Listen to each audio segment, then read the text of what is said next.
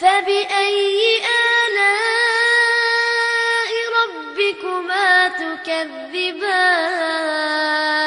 Agar di Indonesia mengatasnamakan toleransi, diadakanlah Natal bersama. Tragedi penghancuran akidah terburuk dimulai di situ. Nah, di mana rusaknya? Satu, semua pendekatan agama, Al-Quran, Taurat, Injil, tidak ada menyebutkan Yesus sebagai Tuhan. Kita buka Al-Quran. Dan diantaranya bahasa Ibrani apa, Pak? Immanuel. Bapak tahu arti Immanuel? Tuhan memberkati. Barakallahu fiik kalau bahasa Arabnya. Solaria, Tuhan datang. Sama dengan Shalom, bahasa Arabnya Assalamualaikum. Haleluya, itu bahasa Ibrani. Bahasa Arabnya Alhamdulillah, puji Tuhan. Jadi Immanuel itu Tuhan memberkati artinya. Sama dengan Solaria, itu diambil dari istilah gereja, bahasa Ibrani. Kalau Isa pakai bahasa apa? Musa bahasa apa? Ibrani. Kalau Isa Aramaik. Aramaik itu gabungan bahasa Arab dengan bahasa Ibrani. Pernah lihat bahasa Aramaik? Kalau Adam pakai bahasa apa?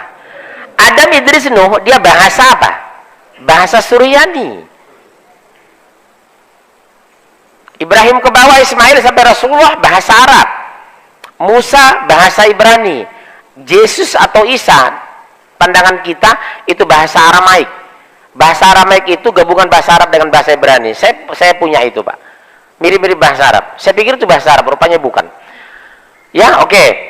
Bagaimana Islam memandang Isa? Supaya Ibu jelaskan sama anak-anak di rumah. Al-Quran, supaya kita fair. Al-Quran.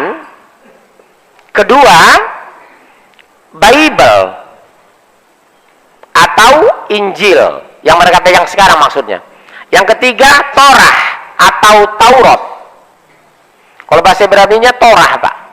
Saya punya Taurat mereka satu, tapi bukan namanya Taurat, Torah, karena bahasa Ibrani. Tebalnya segini, Pak. Al-Quran surat 5 ayat 75.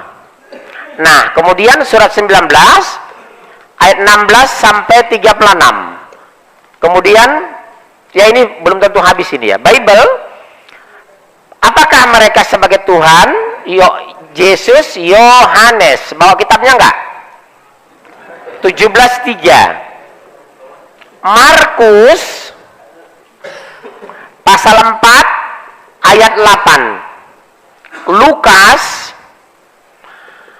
pasal 2 ayat 1.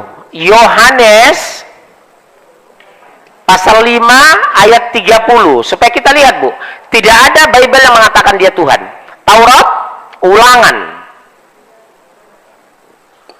Enggak usah di sini ya, karena penjelasan di bawah saja nih. Taurat, Ibu kalau bisa menjelaskan ini sama mereka, insya Allah mereka masuk Islam. Saya biasanya 2 jam mereka masuk Islam. Ulangan pasal 18 ayat 18 sampai 20. Nah, kita mulai 575. Ya, langsung antum. Surah 5 ayat 75.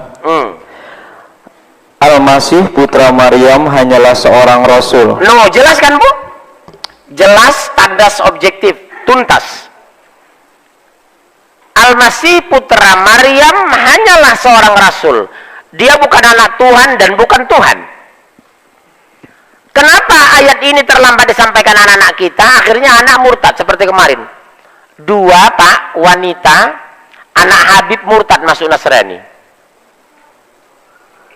Mau bilang apa, Ibu? Laporannya kemarin saya dapat.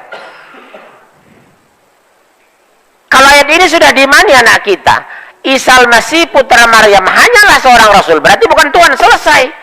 Ada memori masuk ke kuping mereka. Jesus not God, Isa bukan Tuhan. Ya, terus. Sebelumnya pun sudah berlalu beberapa rasul. Iya, jangan ger kawan-kawan Nasrani. Sebelumnya sudah berlalu berapa rasul? Berapa? Di Al-Quran 23 tambah 2, Isa dengan Rasulullah 25 kan? Sudah berlalu kok rasul sebelumnya. Terus, dan ibunya seorang yang berpegang teguh pada kebenaran. Nah, kenapa diklarifikasi ibunya? Karena difitnah Maryam berzina, hamil, tidak punya bapak. Buntiang, nggak ada laki. Kalau bahasa Jawanya kok matang betul enten bojone. Tapi ya iki kok. Karena Maryam itu terkenal orang soleh. Bapaknya Imron. Ya, dengar ya Bu. Maryam itu orang soleh, bapaknya Imron, masih keturunan Nabi Daud. Maryam itu Bu, masih keturunan Nabi Daud itu.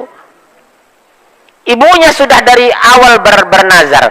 Kalau nanti anakku lahir, katanya, akan kujadikan dia mengabdi di Masjidil Aqsa. Kalau sekarang marbot lah. Subhanallah. Karena dia orang soleh, terkenal kesolehan Maryam itu. Begitu kelihatan hamil, buntiang, jadi buah bibir. Bahkan dia difitnah pacaran dengan Yusuf An-Nazar di gereja. Difitnah Pak. Ya wajar lah hamil, kata orang Bani Israel. Dia sendiri berpacaran dengan Yusuf An-Najjar. Di mana? Di gereja. Sakit loh Pak itu. Orang soleh dituduh.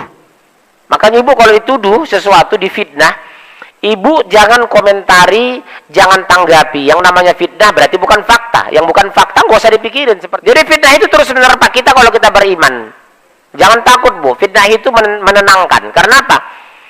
Pahala orang pindah sama kita, dosa kita pindah sama orang. Enak kan? Maryam juga begitu, tapi dia tetap manusia.